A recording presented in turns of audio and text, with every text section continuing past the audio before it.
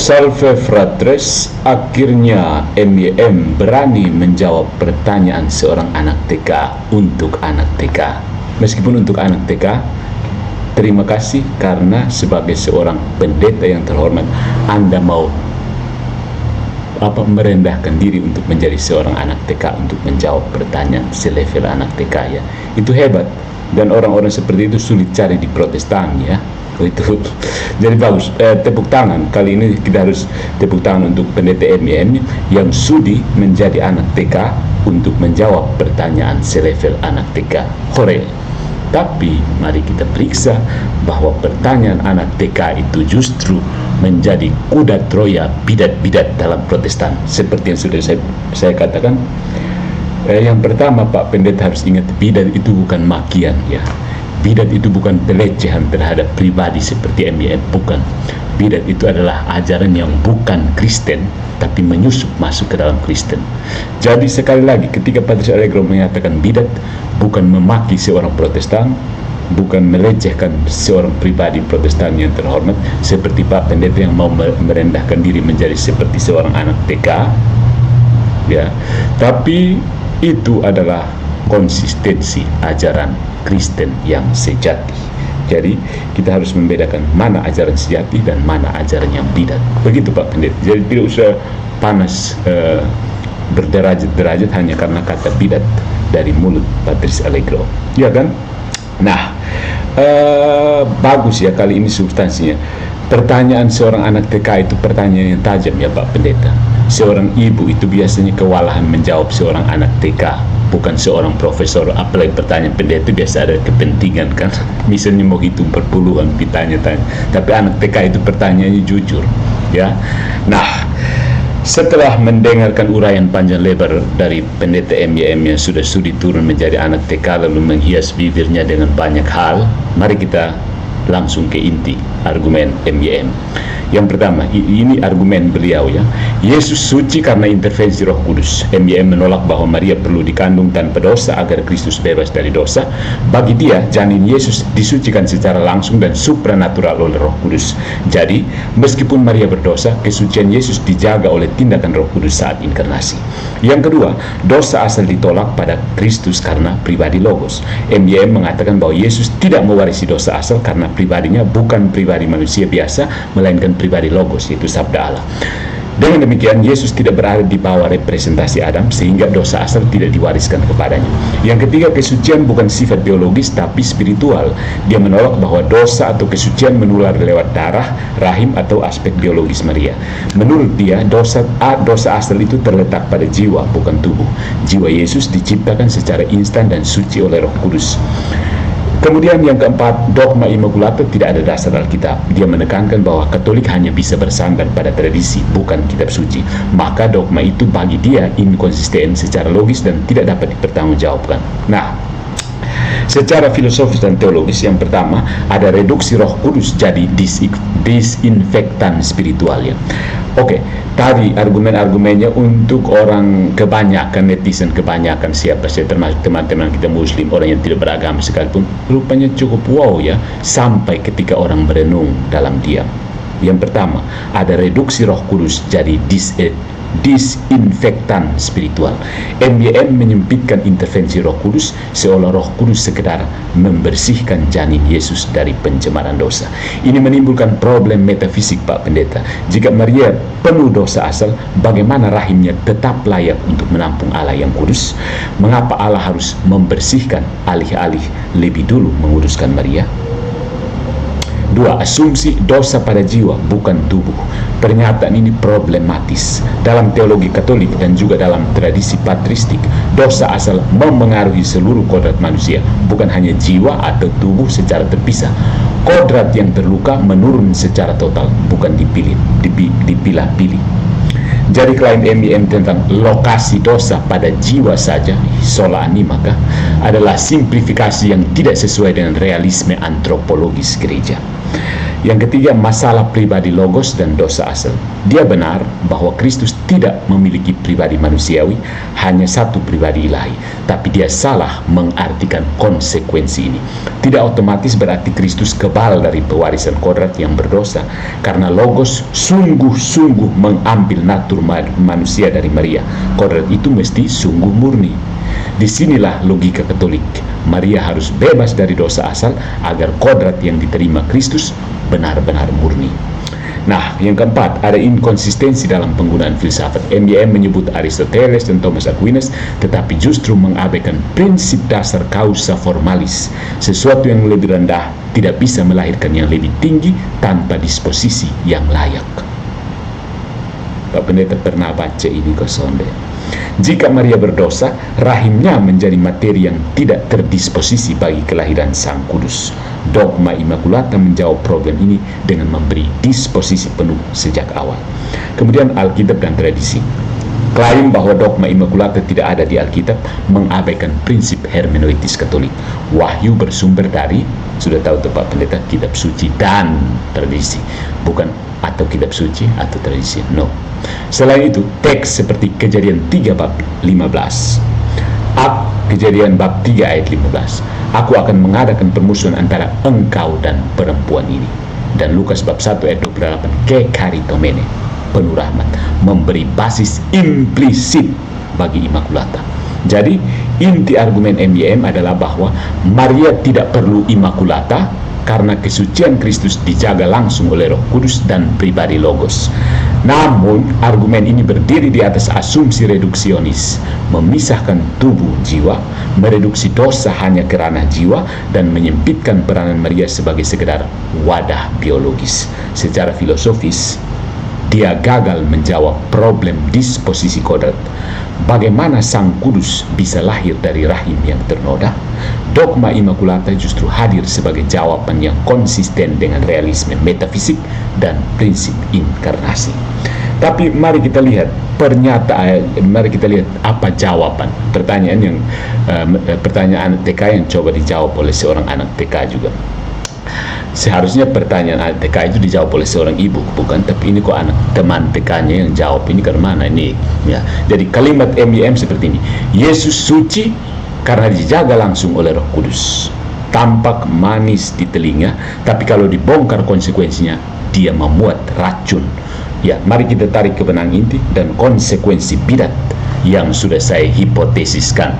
Apa saja kumpulan bidat yang berhasil dibangkitkan dari kubur oleh retorika MYM. Yang pertama, dijaga langsung. Apa maksudnya? MYM tidak pernah menjelaskan mekanismenya. Kalimat ini hanya pergeseran retoris. Apakah Roh Kudus hanya membersihkan janin Yesus di rahim Maria yang berdosa? Itu membuat inkarnasi jadi seolah eksperimen medis, ya. Yesus masuk ke rahim ternoda, lalu Roh Kudus semprot desinfektan. Mantap, reformed. Apakah Roh Kudus menciptakan jiwa Yesus terpisah dari Maria? Itu mengarah ke adopsionisme atau doketisme. Yesus tidak sungguh mengambil kodrat manusia dari Maria, melainkan sekedar menitip tubuh yang disterilkan. Keren, ya. Apakah Maria hanya wadah biologis sementara tanpa relevansi pada kodrat Yesus? Itu mendekati bidat Nestorianisme, memisahkan Kristus dari rahim Maria, menolak Maria sebagai Theotokos. Dengan kata lain, dijaga langsung itu bukan jawaban, Pak, melainkan penghindaran. Karena dia tidak menjelaskan makna praktisnya, bisa jatuh ke salah satu penyimpangan kristologi klasik. Mari kita lihat kemungkinan bidat yang mengintai, dan itu pasti sudah ada di Protestan, sudah ada. Yang pertama, adopsionisme atau doketisme terselubung. Jika Yesus suci karena Roh Kudus menyucikan janin, seolah-olah kemanusiaan Yesus hanya pakaian luar yang dipoles belakangan. Ini merelatifkan realitas inkarnasi. Kristus tidak sungguh mengambil kodrat manusiawi penuh dari Maria, tetapi hanya dibungkus sementara. Bahaya, Pak Pendeta. Yang kedua, Nestorianisme dengan menegaskan Maria berdosa dan tidak berpengaruh menaruh pada Yesus, MYM memisahkan relasi kodratik Kristus dari Maria. Konsekuensinya, Maria tidak benar-benar Theotokos, hanya Christotokos, melahirkan manusia Yesus saja. Itu persis yang sudah ditolak oleh Konsili Efesus 431. Yang ketiga, denial of original sin's death, kedalaman dosa asal. Dengan mengatakan dosa hanya pada jiwa bukan tubuh, MYM jatuh pada dualisme yang ditolak gereja. Ini mirip dengan gnostisisme. Tubuh dianggap netral, jiwa saja yang ternoda. Padahal dalam realisme biblis dan patristik, dosa asal merusak seluruh natur manusia, tubuh dan jiwa. Ya. Yang keempat, pneumatomakian praktis. Dengan menjadikan Roh Kudus sekedar alat pembersih biologis pada level rahim, dia merendahkan karya Roh Kudus. Peran Roh Kudus dipersempit menjadi teknis, bukan sebagai prinsip pengudusan kodrat manusia dalam seluruh sejarah keselamatan. Nah, konsekuensi logisnya apa dari jawaban seorang anak TK terhadap teman TK-nya yang bertanya? Jika Maria tetap berdosa, Yesus tidak sungguh mengambil kodrat manusia dari Maria. Inkarnasi jadi semu. Jika Yesus tidak mengambil kodrat penuh dari Maria, ia bukan Adam baru yang menebus kodrat manusia. Maka soteriologi runtuh. Jika dosa asal hanya soal jiwa, bukan kodrat, maka salib Kristus hanya obat psikologis, bukan penebusan eksistensial. DKL dengan kata lain, argumen MYM bila konsisten menghancurkan dasar kristologi ortodoks yang bahkan Protestan sendiri warisi dari konsili-konsili awal. Dia meminjam retorika reformasi, tapi hasil akhirnya bisa menjerumuskan ke salah satu bidat kuno yang sudah dikutuk. Hipotesis saya mendekati kebenarannya. Posisi Katolik yang konsisten, mari kita lihat. Dogma Immaculata bukan dekorasi devosional, tapi pagar dogmatis terhadap semua penyimpangan di atas. Dengan mengatakan Maria dikandung tanpa dosa, gereja menjaga agar inkarnasi sungguh realistis. Logos sungguh mengambil natur manusia tanpa cacat dari rahim manusia yang sungguh murni. Ya. Jadi secara singkatnya begini saudara-saudariku yang terkasih maupun yang terpisah, inti argumen MYM tidak hanya lemah, tetapi membuka pintu ke adopsionisme, nestorianisme, bahkan gnostisisme. Dia pikir dia menolak satu dogma Katolik, padahal tanpa sadar dia sedang menghidupkan kembali tiga bidat kuno sekaligus. Ya, nah, bisa ngeh itu apa ya? Jadi indah memang kedengaran, dijaga langsung oleh Roh Kudus, tapi aduh, itu kuda Troya bidat ya, dan ya mendekati kebenaran bahwa Protestan itu memang kumpulan bidat, dan bidat itu bukan makian ya saudara-saudariku. Jadi saya mau tunjukkan bahwa apa sebenarnya asumsi paling mendasar dari MYM. Dia membangga-banggakan reformat ya, tapi reformat justru yang menghasilkan banyak bidat sepanjang sejarah kan, ya kan?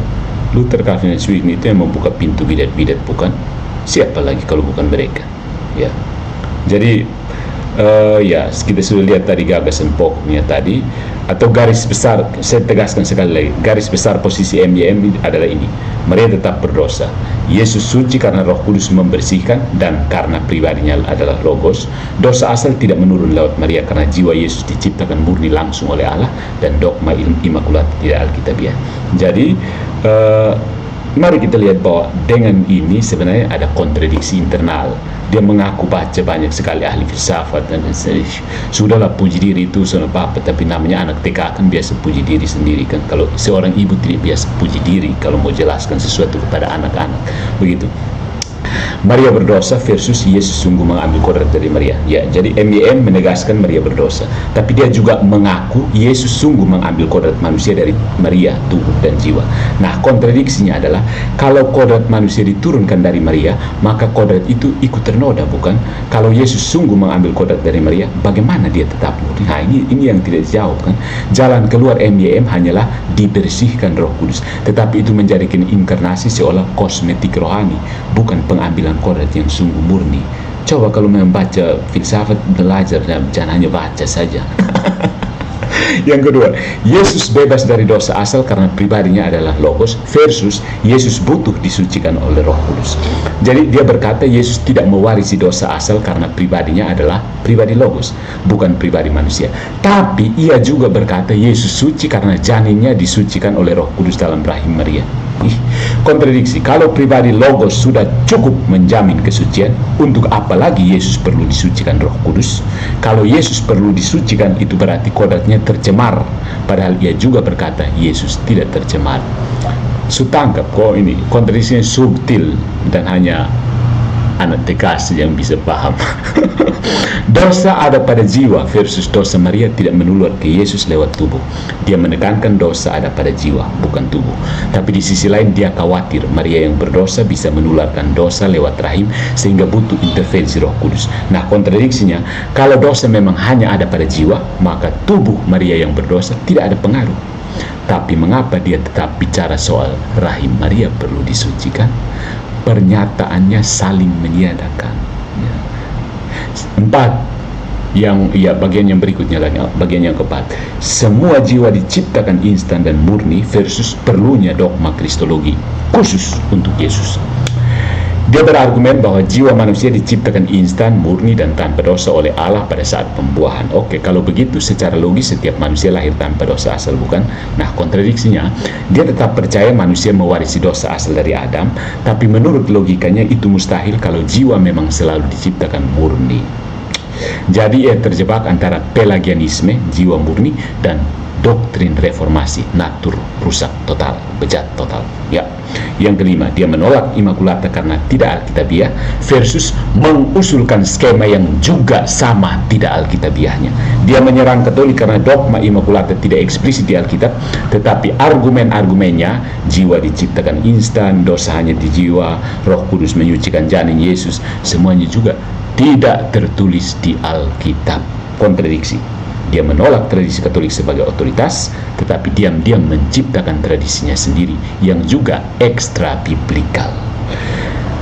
Argumen MYM retak di 5 sisi Pancasila.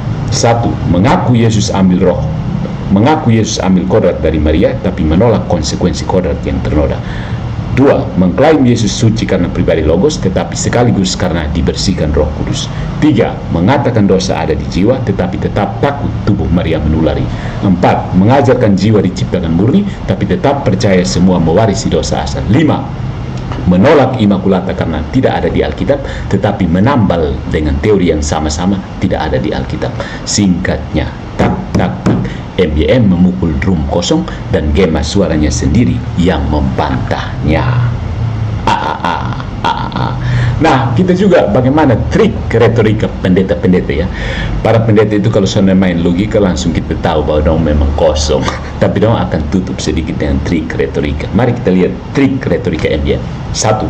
Labelisasi lawan, drum kosong, otak kosong. Alih-alih menanggapi substansi, MYM berulang kali melabeli Katolik dan Patris Allegro sebagai drum kosong, otak kosong, atau bidat. Fungsi retorisnya adalah membuat kesan lawan tidak rasional sebelum argumennya diuji. Manipulasi, inifalasi, ad hominem, menyerang pribadi bukan isi. Yang kedua, pengalihan beban pembuktian atau shifting the burden of proof. Dia menuntut Katolik buktikan dogma Immaculata dari Alkitab, tapi dia sendiri menambal argumen dengan teori jiwa instan, rahim disucikan, dan pribadi Logos. Semuanya juga tidak eksplisit dalam kitab suci. Fungsi retorisnya adalah menyudutkan lawan agar tampak lemah, dan manipulasinya adalah standar ganda, janda atau ganda, janda, ganda. Apa yang ditolak dari Katolik dia sendiri pakai diam-diam. Soalnya malu ya. Yang ketiga, false dilema, pilihan palsu. MYM berkata hanya ada 2 kemungkinan bagi Patris Allegro. Yang pertama, IQ terlalu rendah, tidak paham argumen saya. Yang kedua, mengerti tapi mengeraskan hati dalam kesesatan. Fungsi retorisnya membuat lawan selalu tampak buruk apapun jawabannya, tapi manipulasinya adalah menghapus kemungkinan ketiga bahwa argumen MYM memang salah. Ya. Keren kan teknik retorik ini, persis mantap ini. Kita harus angkat tangan untuk tepuk tangan untuk retorika ala pendeta Protestan pada umumnya. Yang keempat, overconfidence appeal, retorika pamer. MYM menumpuk nama filsuf Aristoteles, Thomas Aquinas, Descartes, Kant, Heidegger, Nietzsche, Marx, Kenapa Sonny Patrice Allegro juga? Untuk menunjukkan saya bisa bahas filsafat apa saja. Aduh, fungsi retoris membangun aura intelektual, menakut-nakuti lawan. Manipulasinya adalah appeal to authority semu, karena dia tidak benar-benar membahas isi filsafat itu, hanya menyebut nama besar sebagai perisai. Yang kelima, ridicule, pelecehan untuk melemahkan. Dia mengejek umat Katolik sebagai netizen tanpa otak, membandingkan mereka dengan anak-anak belajar silat yang kencing ketakutan. Fungsi retorisnya adalah mempermalukan kelompok lawan agar audiens tertawa, bukan berpikir so sad. Manipulasinya adalah retorika humor untuk menyembunyikan kelemahan substansi. Berikutnya lagi, masih ada trik retorika, self-framing sebagai pahlawan filsafat. Dia memposisikan diri berbeda dengan pendeta Protestan lain. Saya siap debat logika, saya baca Aristoteles, saya cetak buku lengkapnya. Fungsi retorisnya adalah menampilkan diri sebagai otoritas unik, lebih tinggi daripada Katolik dan bahkan Protestan lain. Manipulasinya adalah narasi pahlawan tunggal, padahal argumennya penuh celah. Yang ketujuh, triknya terlalu banyak sampai 7 ini, oversimplifikasi teologis. Dia menyempitkan misteri dosa asal menjadi dosa ada di jiwa, bukan tubuh. Aduh. Fungsi retorisnya adalah memberi jawaban sederhana agar terdengar masuk akal bagi audiens awam.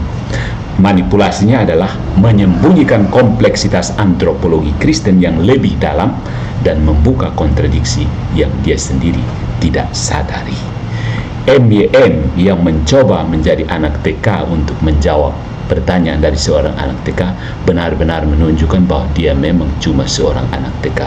Dia tidak berdiri dengan argumen konsisten, melainkan dengan trik labelisasi, pengalihan beban pembuktian, pilihan palsu, paradigma filsuf, ejekan, dan simplifikasi murahan.